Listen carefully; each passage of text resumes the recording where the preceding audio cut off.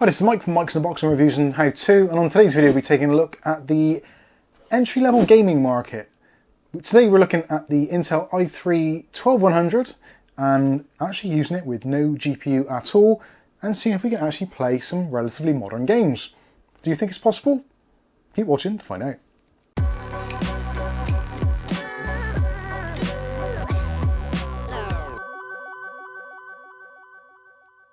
Okay, so in today's video we'll be answering the question that probably none of you are asking, and that is, can you play modern games at relatively respectable frame rates on a Intel i3 12100 processor on a budget H610 motherboard?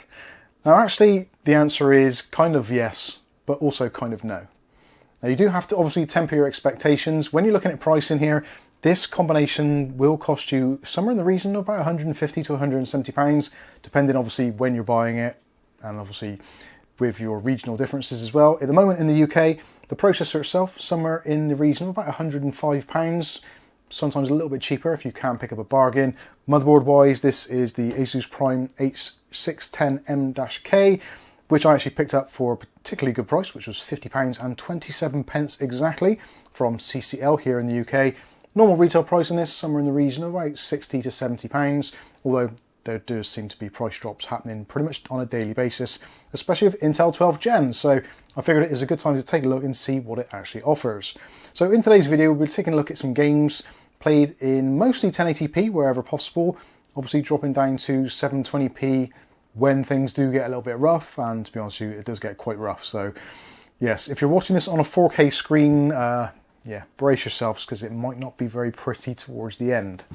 Anyway, with that said, we are going to be testing around about 7 or 8 games today, just a kind of broad stroke through some kind of mixture of titles, so some esport games, some AAA titles from yesteryear, and also just some fun games as well, which some of you may want to be playing on a platform such as this. Now, of course, obviously you can, if you want to with this, you can put in a separate graphics card at a later date. That's obviously going to increase the price. The actual processor itself, the 12100, with 4 cores and 8 threads, does run particularly well, and actually the single core performance is pretty spectacular considering the lowly price of it. Anyway, I've waffled on for way too long. Let's take a look at some gameplay. So first of all, we're going to take a look at Fortnite. So first of all, we ran it with a little bit of the recommended settings, which was the defaults that Windows and Epic between them decided that, yes, this is what we think you should be running this game at. And, well, as you can probably tell from the footage, it's bloody awful. It is absolutely horrendous. Basically unplayable. I thought it was just going to be where it's dropping down from the airplane there into the map, but no, it is awful. So we kind of scrubbed that attempt and went with high performance mode. Now, high performance mode, I've seen very mixed results from this. And there was actually a warning at the start saying that the particular version of the Intel driver that I was using, there are known issues with it. Didn't appear to be any obvious issues, and with high performance mode, with actually some of the settings turned up, such as epic draw distance, which I do prefer, that does have a particularly hard hit on this particular game, at least in my experience. So the frame rates aren't stellar, but still we're averaging somewhere in around the kind of 40 to 50 FPS, dropping down into the 30s every now and then. I think Fortnite, actually a playable game, 40 frames per second is absolutely fine, and obviously a little bit better than what you appear to have on some consoles at that sort of 30 FPS mark. So I would consider this as a definite win, and obviously if you want to, you can go in and tweak the settings to your heart's content and make things a little bit faster, albeit a little bit more blurry.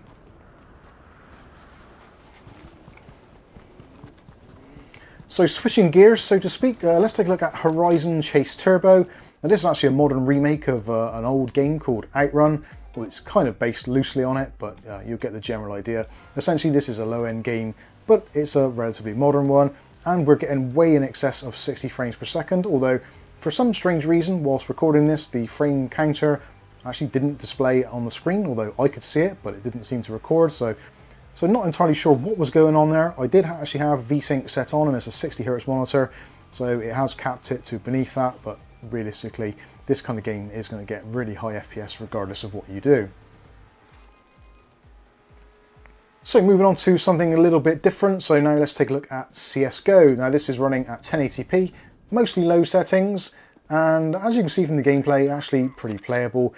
CSGO is one of those weird things that it kind of does run on a potato, but if you want it to actually look relatively nice, you do have to tweak some settings for it. So I did originally try with the kind of the default settings that Windows and also Steam thought were relevant. Did tweak them very, very slightly, so motion blur, obviously turn that off straight away. And we're getting a relatively good kind of stable figure here in the 60 FPS numbers. Again, if you want to, you can reduce the resolution if you want to, take it down to 720p. You'll get much better frames per second, and also obviously you can change things like the quality of shaders, all that kind of stuff, put those down into the very low settings. But as you can see, plays very nicely, was very responsive, an enjoyable experience. Yeah, I didn't do particularly well, but certainly it was very, very playable.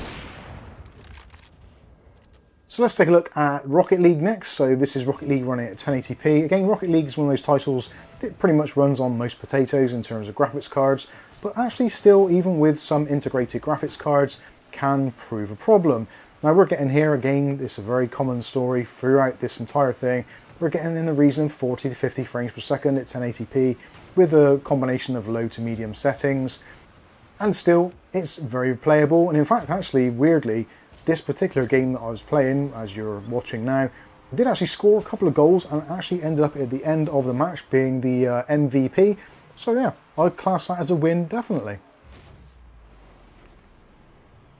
Next up is Tomb Raider. So this is the original Tomb Raider from way back when. This is running at 1080p, and again, very similar story in both the benchmark and just in general gameplay. We're looking at in the region of around that sort of typical figure of 45 to 50 frames per second. And actually, again, still very playable. If you think back when this game was actually released, you did actually need some pretty sturdy hardware in order to run the game at 60 FPS, which we're kind of almost hitting. Considering this is integrated graphics, and it's actually very low-end graphics, this is Intel's 730 chipset, UHD.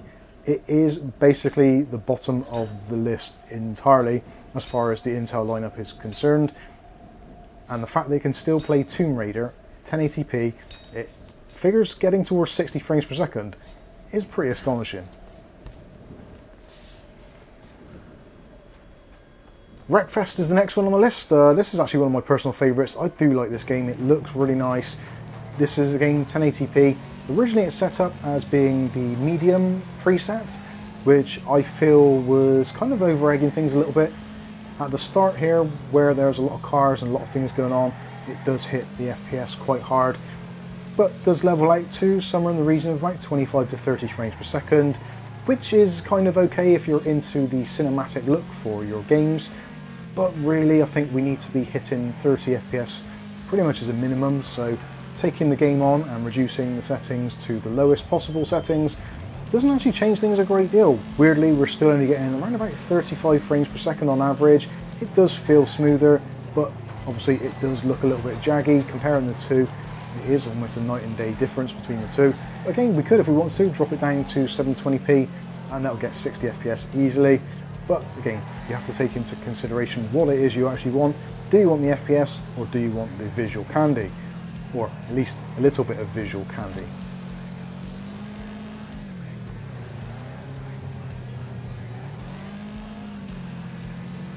Now something which I very rarely play, but it is quite popular right now, and that is Fall Guys. So this is running 1080p. The default settings as the game is installed, for the reason that actually I didn't know how to change them, so it is what it is. And again, we're seeing that same story. This is a very consistent thing. We're looking at 45 frames per second running this game. It does look actually very nice, and realistically I couldn't tell the difference between this running on my 5700 XT between this. It just looks the same. I can't see any obvious difference. The frame rate, if there wasn't a counter on there, I don't think it'd make much difference at all. It still feels very smooth, plays very nicely. I'm still very bad at it, but yeah, still very, very playable.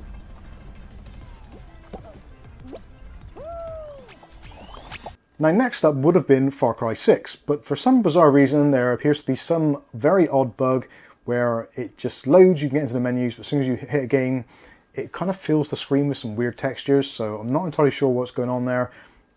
If there's anyone out there that has actually got Far Cry 6 to work with the Intel 730 GPU, or APU, I guess you'd call it, please do let me know, because I can't for the life of me. I've spent actually quite a long time trying to diagnose it and work out what's going on. It just seems that it's just not compatible no matter what I did, visual, rendering, scaling, all that kind of stuff. It was a no-go. So resorted back down to Far Cry 5, which actually was a pretty enjoyable experience. This was actually dropped down to 720p, so this is going to look fuzzy as hell. You haven't been drinking, this is actually the footage that I recorded, and we're still in around that sort of 30 to 35 frames per second, although in certain areas of the map it was actually going up into the mid-40s. Again, what we're used to seeing, somewhere in around that sort of 40 to 45 frames per second, which is a reoccurring theme across the board. Apparently, regardless of the resolution, the only one which really kind of does stand out above is probably going to be Rocket League, where we did see a little bit more, and CSGO, which was basically the best performing that we could actually measure. Although Horizon Chase Turbo I probably wouldn't include, because it's such a basic game that you could have 500 FPS and it would make no difference at all. So there you go, there is an answer to the question, can you play games on Intel's i3-12100 just using the built-in iGPU? Yes, you definitely can. Is it going to be something that you're completely satisfied with? I would say possibly not. It does remind me very much, in essence, of playing games on an older AMD APU, such as the Ryzen 3 2200G, that kind of thing, maybe even a 2400G, I suppose, if we were being a little bit more fair. That also is a 4-core 8-thread processor with built-in Vega graphics. And I feel that Intel actually come a long way. It was only a couple of generations ago where Intel's integrated graphics it would not run games full stop. And if it did run them, it was an absolute chug fest. Even those old classics like CSGO were just horrendous. Where this actually is pretty playable, and if you're in the market, you're building yourself up a PC, you can't afford to get a GPU at the moment, but you can afford to get your toes wet with Intel's 12th gen kit, then actually I very much recommend it. There's very little you can actually go wrong with here. If you look at it, the price around about £150, maybe 170 arguably, for the motherboard and processor, whereas if you're looking at the AMD side of things, you're looking around about the, I don't know, maybe the 5500G, that sort of thing, which is going to be 130. Then you've got to try and find a motherboard. It's kind of going to be a little bit more expensive. Arguably, this has got much better actual potential if you are going to add a graphic card later, because you do have that really good Intel performance for single core. The optimizations are really good, and also it does use an extremely low amount of power. This thing is insane when it's kind of idling, maybe 5 or 10 watts of power. It's absolutely insane how little power it can use when it's not being pushed. And even saying that, when it's being pushed, this was all using the stock cooler, and obviously it isn't a great cooler. If you wanted to improve performance slightly, you can easily change out the CPU cooler and you will see a little bit of an improvement. So the results that you've seen in today's video are basically worst case scenarios. Even things like I was only using a 4-pin connector in the CPU section rather than an 8-pin is absolutely fine. So potentially you could squeeze a little bit more juice out of it on this H610 platform. Yeah, there's plenty of scalability here. And of course, if you want to just throw in another processor, a better processor later on down the line, you don't necessarily have to change the board, which is great. So yeah, overall, I'm very pleased. And actually, I was quite surprised. I didn't think that Intel's i730 integrated GPU was going to be any good whatsoever. But yeah, I'm converted. But what I think about it isn't important. What you think is. So let me know what your thoughts are in the comments section below. But for now, I've been Mike. This is Mike's Unboxing Reviews and How To. And hopefully we'll catch you in the very next video. Thanks for watching.